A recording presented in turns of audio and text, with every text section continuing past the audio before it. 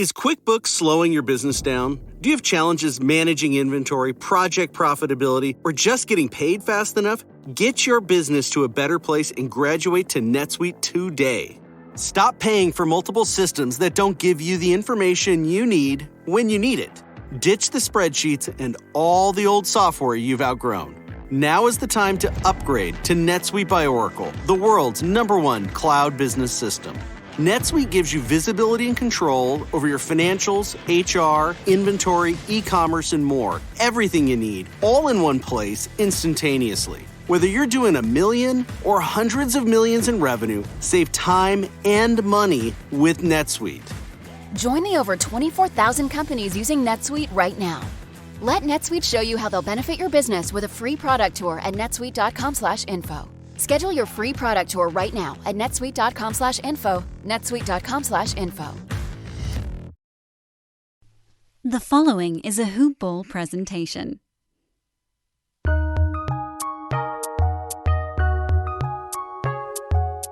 Welcome to the Fantasy NBA Today podcast.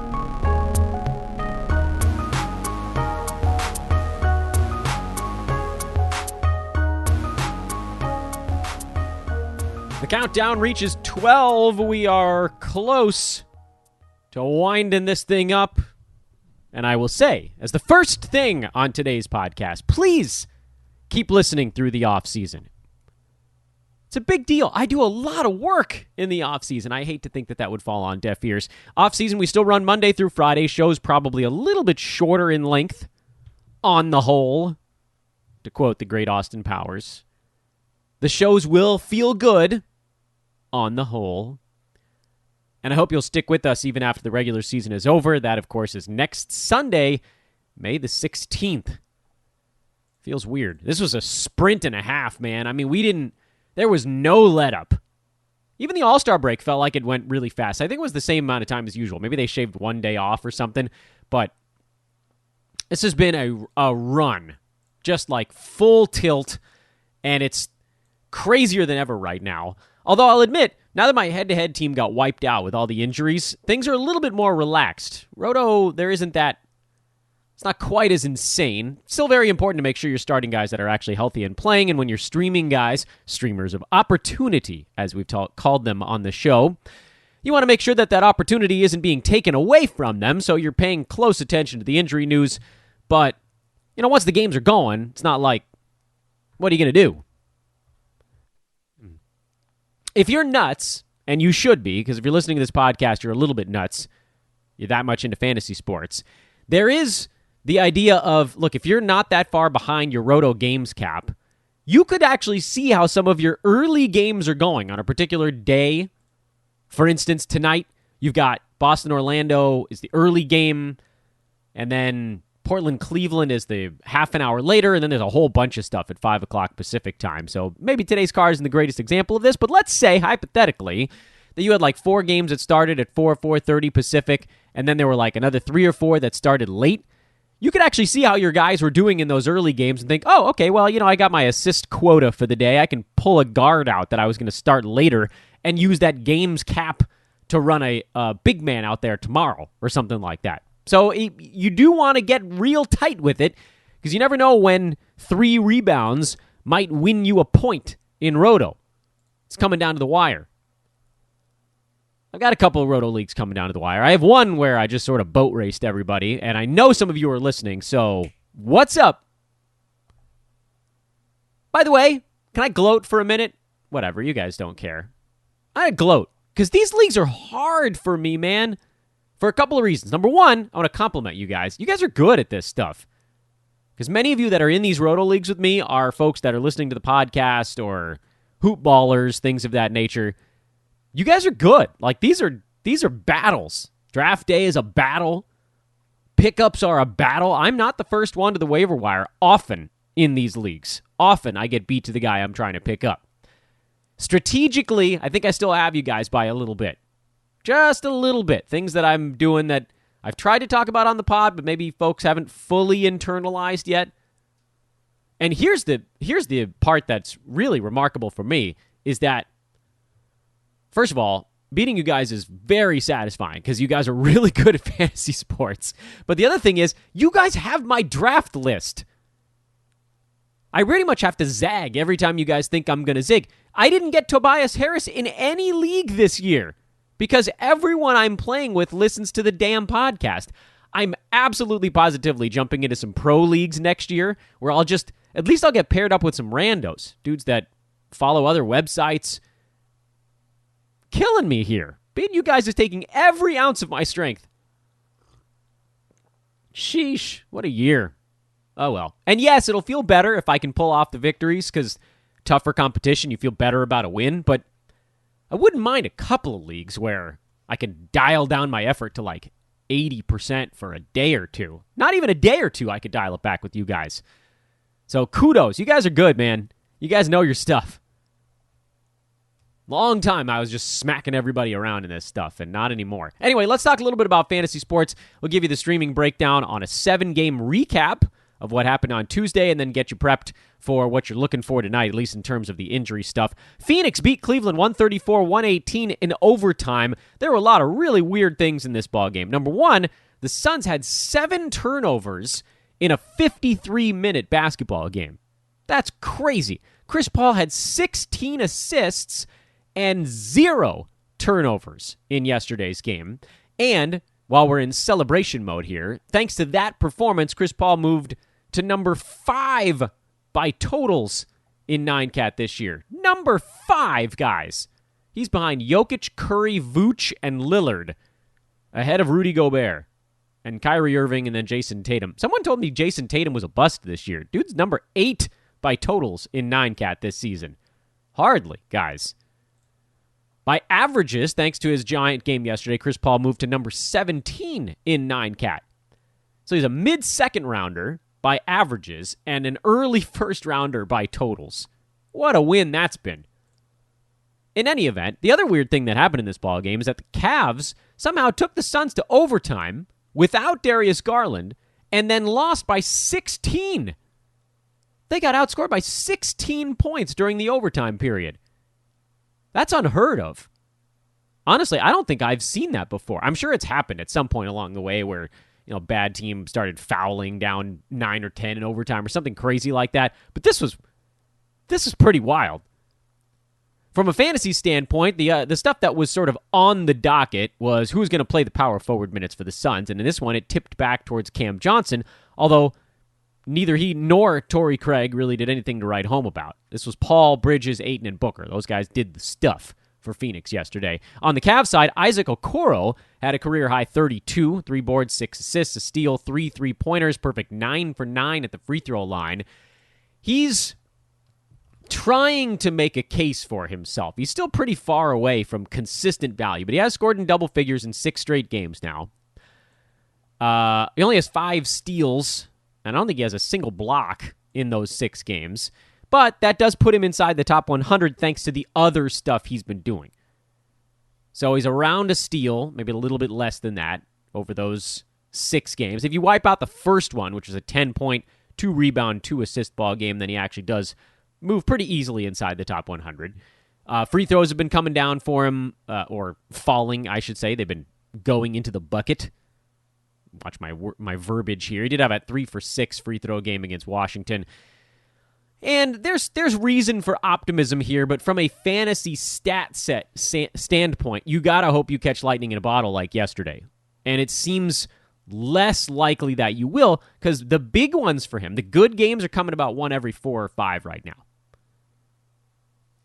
He's a 5th overall pick, so they have every incentive to just ram him into the lineup and see what happens. But he's not overtaking anybody in usage, and even yesterday his usage wasn't all that high. It was just that everything he did, he turned to gold.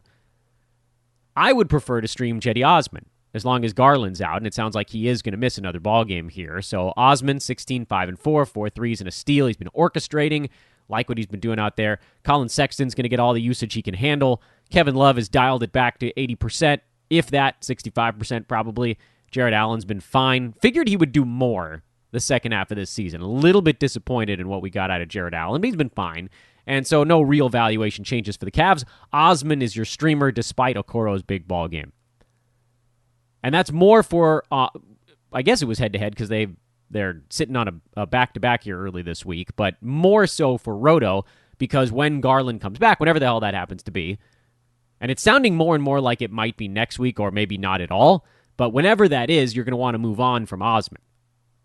But Garland doesn't sound like he's super close, so you could make an argument here for head-to-head because yesterday actually started a 5-game and 7-day stretch for the Cavaliers. That's good if you want to make up some ground in head-to-head. Or games played, honestly. You don't have to use a ton of moves. Well, in Roto, who cares? You can use a move every day. Charlotte beat Detroit 102-99. I'm mad at myself for not taking the Pistons in this one. Problem was, I was going to take the Pistons when they were a 7.5-point underdog, and then everybody got ruled out for Charlotte. Miles Bridges went into protocols. P.J. Washington was out for a personal reason. Devontae Graham is dealing with knee soreness. By the way, we already have an update on a few of those guys. Devontae Graham is doubtful for Charlotte's game tomorrow. P.J. Washington is expected back. And Cody Martin, who we hadn't even talked about yet, is out already as well. So looking at this ball game, Charlotte-Detroit from Tuesday night, throw P.J. back in there, and that's your sort of reassessment. Now, what does that do? Well, Bismack Biyombo, Cody Zeller, Vernon Carey Jr., those guys played the 48 center minutes, split them not 3 ways, but 3 people all got involved in it. What happens is probably 2 of those guys get pushed down to very marginal effort, if anything. One of them probably takes the non-PJ Washington minutes, and Washington plays the rest of the center minutes. So PJ will play 31, 32 center minutes, and then Biz will probably get like 14 or something like that, and who knows, Zeller 2, I don't know. Maybe something else weird happens. Of note, as we watched this game yesterday, I thought Malik Monk would be a little bit better. He went 0 for 8, so apparently he wasn't quite back yet. LaMelo Ball is going to do a lot. Terry Rozier tried to do a lot, but the shots weren't falling. He took 23 shots, so you can't really complain on that front. Caleb Martin got the start and played 34 minutes. Jalen McDaniels, not surprisingly, started at power forward for Miles Bridges. He had 10 and 12 with 3 steals and a block. He's a go, probably for the rest of the regular season, because it sounds like Bridges did actually test positive. As I'm recording this show, the NBA just announced that 4 positive COVID tests came back, and I'm guessing that one of those is Miles Bridges. We know, well, I don't know, when is this testing group from? Is this the one that has Zach LaVine in it? Probably not. Is it the one that has Darren Fox in it? Possibly. This really loops back around to how a team is going to feel about a guy that chose not to get the vaccine and now is missing critical basketball games because of it. Fair or not, psychologically, that's a thing. Brad Wanamaker played pretty well. He had 31 minutes off the bench. I don't think you trust Wanamaker. To me, it's possible that he and Caleb Martin end up kind of splitting power forward or small forward minutes. PJ Washington comes back at center. Bridges out. Cody Martin out. Yeah, I mean, the rest of this doesn't change all that much. So I guess it's possible that Wanamaker and Caleb Martin could both potentially have fantasy value. I get the feeling. So first of all, Wanamaker only took 8 shots. Super low usage there. Caleb Martin's usage is actually a little bit better. He had 14 shots, 4 free throws, a couple of 3 balls. Would I trust him enough to throw him into a lineup? Probably not. They do have Chicago and Orlando coming up, and the Pels, so not terrific. I guess Orlando's defense isn't the worst thing in the world. For the ones who get going when the going gets tough, and the ones who know we're tougher together. For the Pathfinders breaking new ground, Grainger offers supplies and solutions for every industry, as well as fast access to experts and 24/7 customer support. Because we know you have people depending on you, so you can always depend on us. Call, clickgrainger.com, or just stop by. Grainger, for the ones who get it done. Let's make a final call on this one. McDaniels is a go. Wanamaker and Caleb Martin, I think you can sit that out. I don't think you're going to feel that bad about missing out on it. For Detroit, we got word today that Jeremy Grant is hoping to make his return to the lineup on Saturday as opposed to Thursday. Saturday is the front end of a back-to-back. I've got to assume he's sitting out the rest of those. They're claiming he had some injury. We don't know if that's true or not. It doesn't really matter. They're just letting him play like one every 4 or 5 games. He'll probably play a game or two that last week of the season. They have 3. Guys are going to want to play. Just like you don't want to just call it a year. I think he'll probably want to go in one of those last ones. So from a head-to-head standpoint, I don't know that you can hold on to Jeremy Grant because all of these guys on the Pistons that have been resting, I don't know. You can't trust them. But then you've got the rest of these dudes on Detroit who are exploding all of a sudden. Sadiq Bey, who's been a go. He didn't have a good shooting game here, but he's good to go. Isaiah Stewart is good to go. He had a bad ball game as well, but again, just sort of throw that type of stuff out. As long as there's no Plumlee, and as long for Killian Hayes as there's no Corey Joseph, he's going to have his struggles here, but he's probably a go. The ones that were interesting yesterday is that all of a sudden Hamadou Diallo was just given 40 minutes as the starting shooting guard, and he went sort of Josh Jackson-style nuts with 35 points, 7 boards, missed a few free throws, and had these weird holes in his fantasy game, which he's always going to have. And Sekou Doumbouya came out with 34 minutes, 20 points, and 8 boards. Let's say Grant does come back on Saturday. That still gives us tomorrow if you want to roll some of those guys out. I would be very cautious before playing any of those dudes in Roto. Bey, I think you can play in Roto. Stewart, you can probably play in Roto. That might be it. Maybe Killian Hayes, if you catch him on a day when the turnovers are not so awful and the field goal percent isn't so terrible. But that's asking a lot. That's a sort of a points league type of direction. Diallo, we know, is more built for points leagues. Doumbouya, we don't even really know much about at all. He played, a few weeks last year where he was getting big minutes, and then the NBA kind of steamrolled him for about the better part of a calendar year now. I think I'll wait and see what happens. I don't think I'm taking the plunge. Milwaukee swept the 2 games from Brooklyn. 124-118 final score. Drew Holiday was fantastic. He's been very good for the Bucks this year. Slowed down Kyrie Irving in the first battle between these two teams. Not quite so much in this one. Actually, Milwaukee was the team that didn't shoot the ball all that well. But Brooklyn kind of gave them this game by not rebounding very well and missing a ton of free throws. Jeff Green and DeAndre Jordan. Now, DJ, you expect. Jeff Green, you don't expect to miss a bunch of free throws like that. That was pretty weird. Those two guys combined to miss 8 of them. That's the ball game. Meanwhile, Giannis actually was pretty good at the foul line. 10 of 12. So the Nets shot 49%, and it wasn't enough because they didn't get really anything outside of Kyrie, KD, and a little bit from Joe Harris, but not enough there either. We don't know who the hell is going to play center for Brooklyn on any given night, and that's annoying, so probably dodge that for now. Bruce Brown apparently not fully healthy because he's only going 12 minutes at a time. So I think with the Nets, and I've been a pretty big Joe Harris fan for most of the season, his usage right now isn't really working that well. In fact, it almost seemed like he was a better fit next to Harden, who is, for all intents and purposes, a much better passer than the other 2 superstars on this team. Kyrie's decent, KD's decent, neither one of them's bad at it, but Harden is quite good. He's a very good passer. And that's what you need, getting a guy like Harris open for a few of those shots. Kevin Durant, Kyrie Irving took 47 shots in this game. Team took 37. The other guys all combined to take 37 shots. That's probably not great balance. Might actually get the job done. Usually it would if those 2 guys put up 70 points on 47 shots, but not against Milwaukee. Over on that Milwaukee side, there really isn't anything to talk about beyond the starters. So, yeah, I think we can mostly shuffle along. Yeah, let's keep shuffling. Nick Claxton, by the way, he came back to play 5 minutes. I guess that was something. Dallas blew out Miami, who didn't have Jimmy Butler. When they don't have Jimmy Butler, they're not very good. Sometimes they can cover it a little bit, but my whole thought process going into this game was Miami beats Dallas if Butler slows down Luka Doncic. And Butler wasn't there.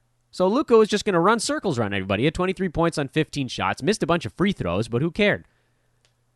Tim Hardaway Jr. had another huge game. 36 points, 10 three-pointers. Dwight Powell has, kind of surprisingly here, really grabbed that center spot by the horns with no KP and no Maxi Kleber.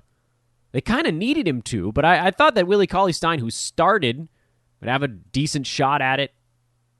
And Powell's been good. So I think as long as Kleba and KP are out, and they might very well be out another ball game. It's not super clear that any of them is right on the cusp of coming back. Mavericks play Brooklyn and then Cleveland again. So some pretty potentially high-scoring games coming up. Though Cleveland, not the fastest team on the market. Brooklyn plays pretty damn quick. There may be a path for more of a roto Dwight Powell stream, guy that we really liked before his year-long absence. Dorian Finney-Smith just sort of quietly plodding along. The Mavs were a much better team when we were talking about them in the context of a 5-game week. Over on the Heat side, Trevor Ariza's been a revelation, man. 18 points on 11 shots. He had 4 threes. He got a steal. He's been great. Duncan Robinson played really well with no Jimmy Butler, which is kind of surprising, actually, but he just went for the usage for once.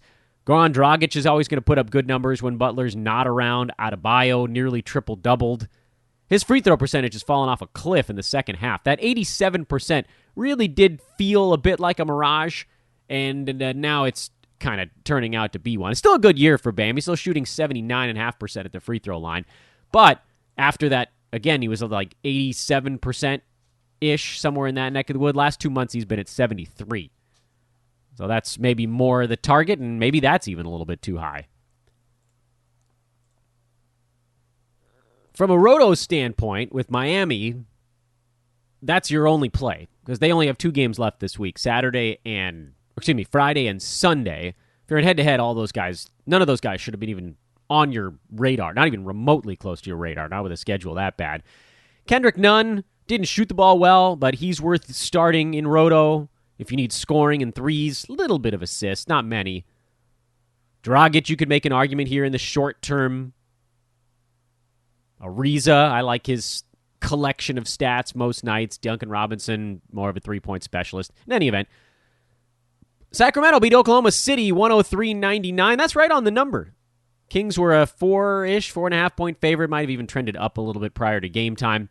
And oh man, I mean, you guys know I was just sitting waiting for this ball game. I kind of want to not bury the lead, but I'm gonna do it. So let's come back to Sacramento OKC, because my favorite player is kicking ass now for the Kings all of a sudden. Thank goodness they finally cleared out enough room for him with injuries or whatever the hell's going on.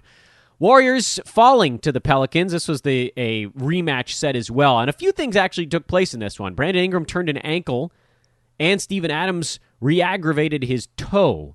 So it's not entirely clear who's going to play in the Pelicans' next ball game, which, by the way, as we make sure to check our schedule, isn't until Saturday. They're off today. Friday. I got my calendar right. They're off today and tomorrow, and they're back on Friday in Philadelphia. That's going to be a really tough ball game for them. Lonzo Ball had a big one. Zion's going to be huge, especially if there's no Ingram. But what do they do if those guys do miss games? Well, normally we had seen them go to Willie Hernan-Gomez at center. He didn't play in this ball game, kind of inexplicably. Jackson Hayes got 24 minutes at 8 and 9 with a steal and a block. If this is the moment where they're going to let Jackson Hayes play center instead of Willie Hernan-Gomez, Jackson Hayes becomes a fast and immediate add. Now, if Brandon Ingram misses time, that probably means a little bit more activity for James Johnson, and probably yet not enough. For the Warriors, nothing really ever changes. I thought Kent Bazemore would do more. He played 30 minutes, just couldn't really get it cooking. Oh well. You don't have to. He's more of a steals specialist who didn't even get you any steals in this ball game. I mean, what are you going to do? You know, these are the guys you grab that are more fringy, so you hope you get them on the right night.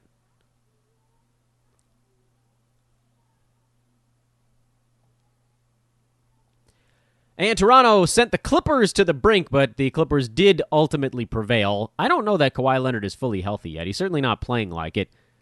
Not first-round type of stuff, his 2 games since coming back from the sore foot. Marcus Morris had a big one. Reggie Jackson had a big one.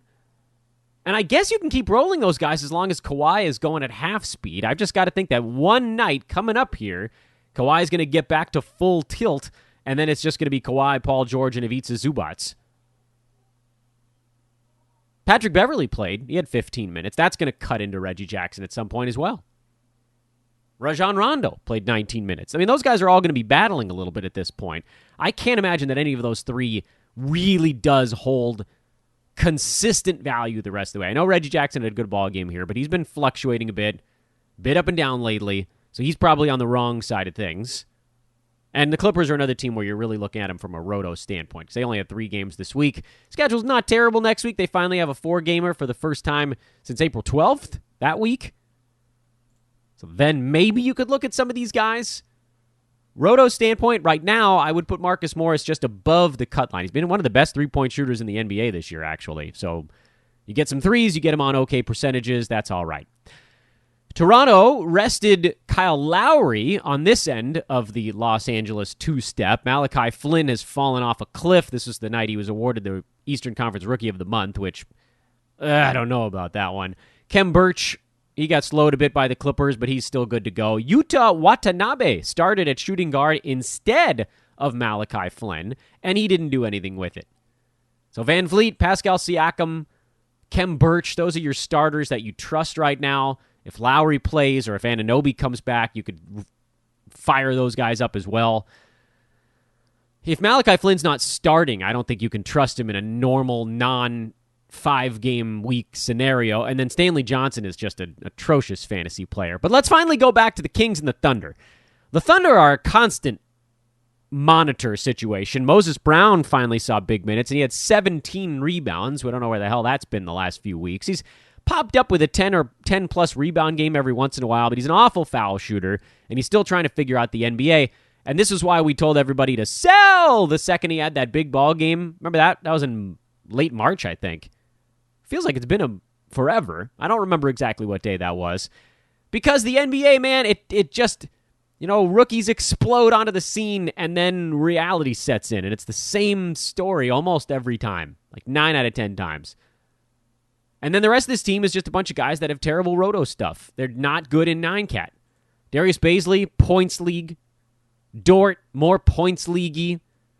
Because the field goal percent is finally leveling off for him. He was above the cut line in roto for a little bit there. Not anymore. Maladone, if even points league. Barely, if even. Not so much in this one. Roby's kind of been your closest safe guy, but he's got this super low ceiling. So the hell with the Thunder. I want to talk to you guys about my boy Delon Wright. 37 minutes, 13, 10, and 8. 4 steals, 4 blocks. I love me some Delon Wright. Yeah, he picked on a crappy Thunder team. But who cares?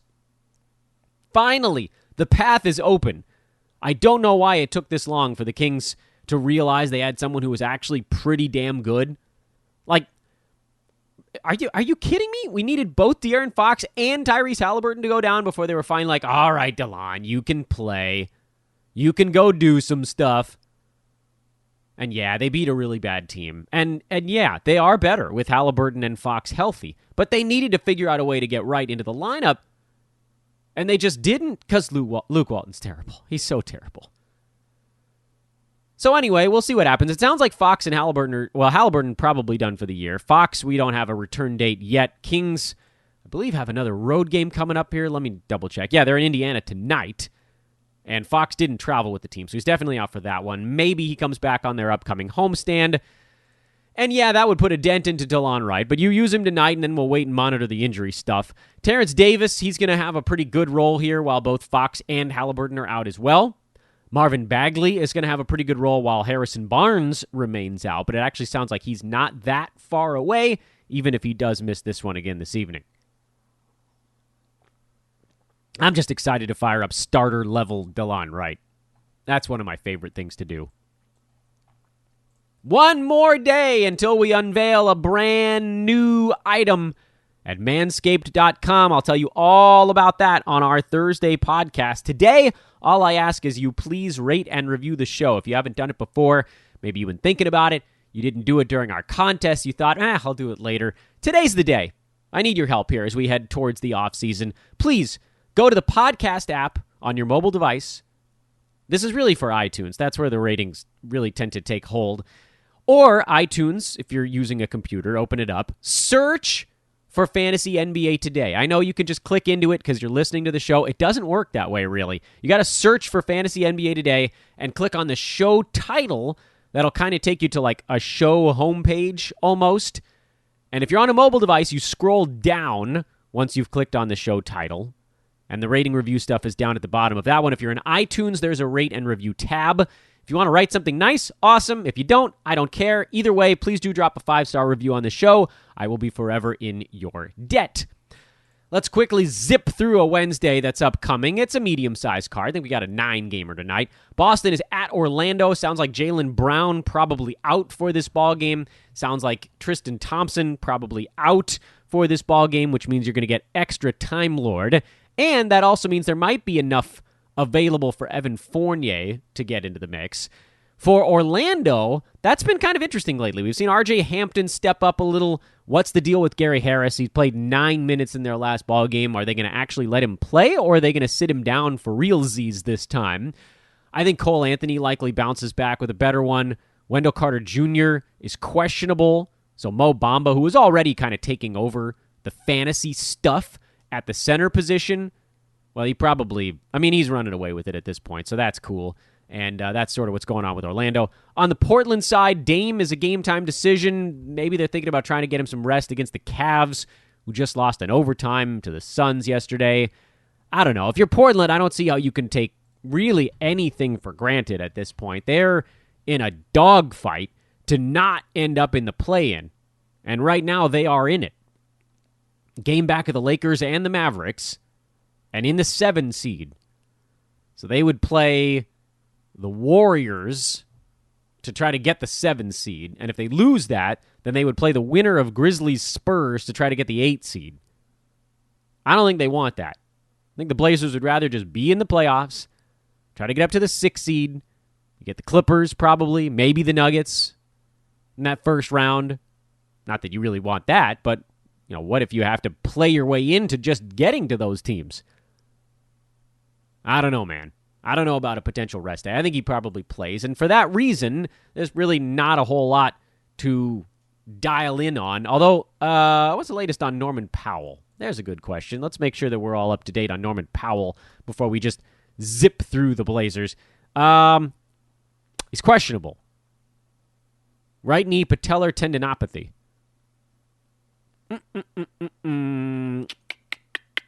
We shall see. I don't think you're really picking up. Maybe Anthony Simons, if he gets ruled out, you could go kind of on a whim. But for a lot of roto leagues, you would have had to make that decision yesterday.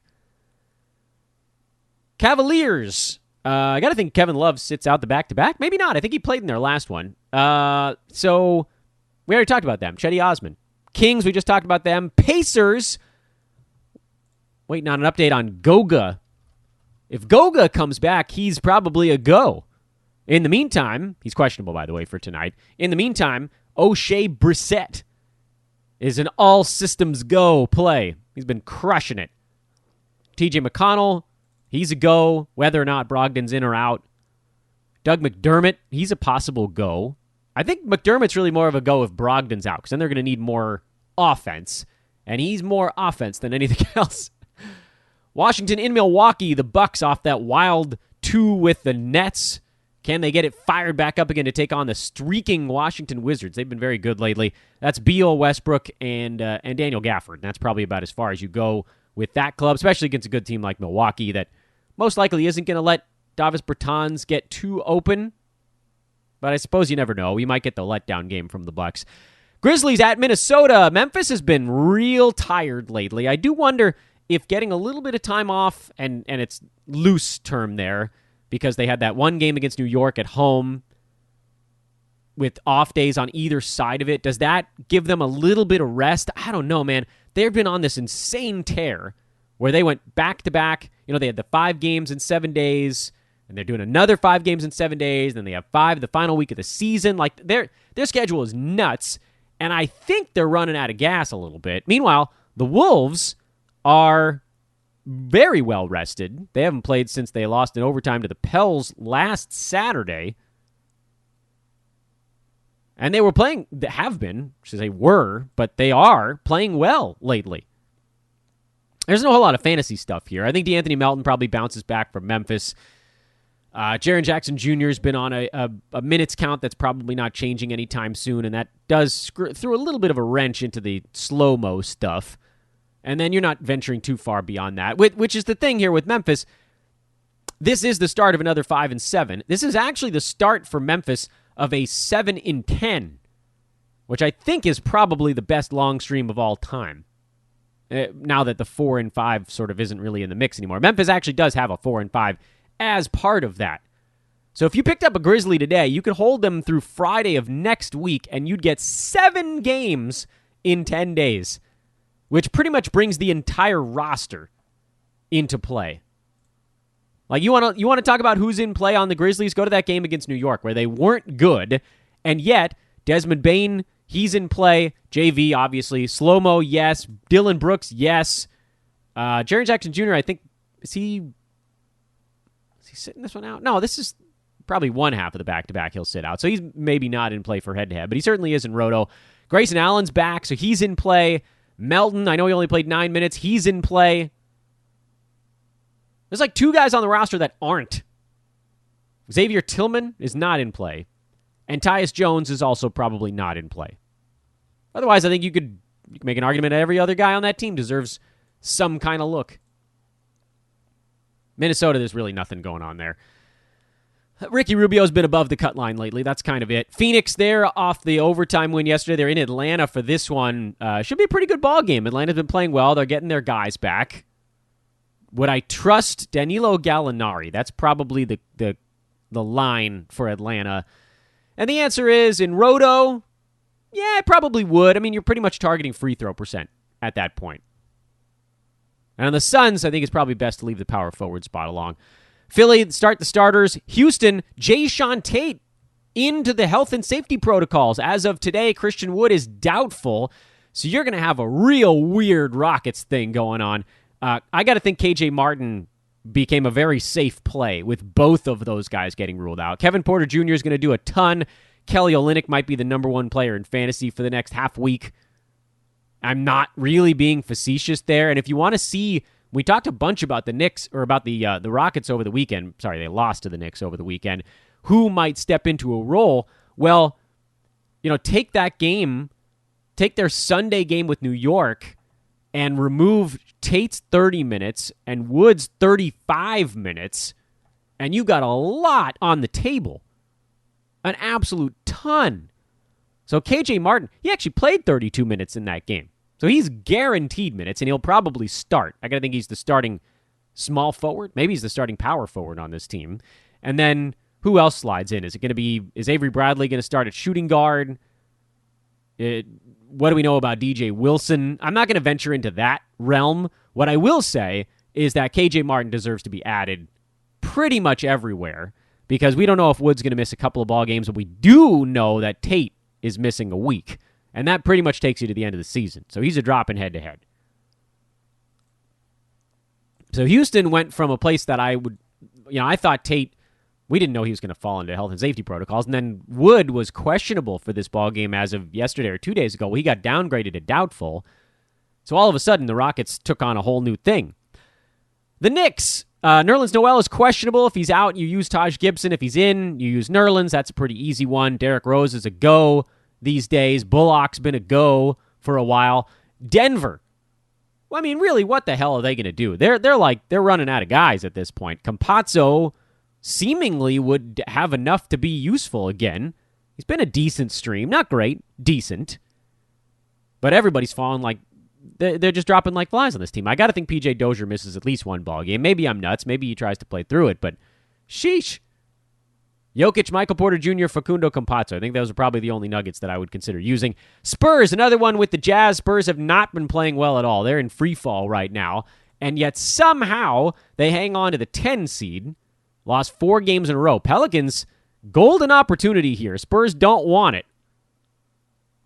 They've been bad lately, like real bad. Got a couple of nice wins in there, and then just wildly inconsistent pretty much every other time. Which is keeping the Kings trying also. But the Pels are going to continue to try. Spurs just lost to the Jazz, I think 2 days ago? Wasn't yesterday, was it? It was Monday. Yeah, we can figure this out. Fantasy-wise, they're not super interesting. There's always, and that was kind of a blowout in that game on Monday also. DeMar DeRozan played relatively well. A lot of guys didn't see their normal allotment of minutes. Jakob Poeltl's got to deal with Rudy Gobert again. There's just nothing. Spurs are boring. So are the Jazz. We went over that game on Monday and we were like, well, there's nothing here. So yeah, there's also nothing here. That's it. All right, good luck, everybody. We'll do it all again tomorrow, won't we? Please rate and review the podcast. I am Dan Besbris. Did I even say that at the beginning of the show? I don't think I introduced the show.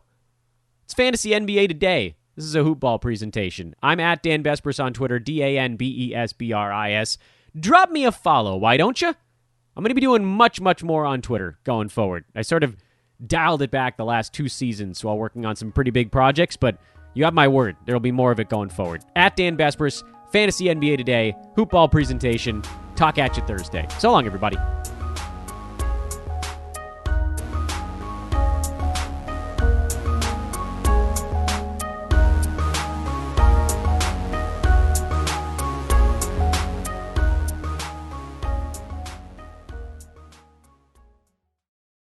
This has been a Hoop Ball presentation.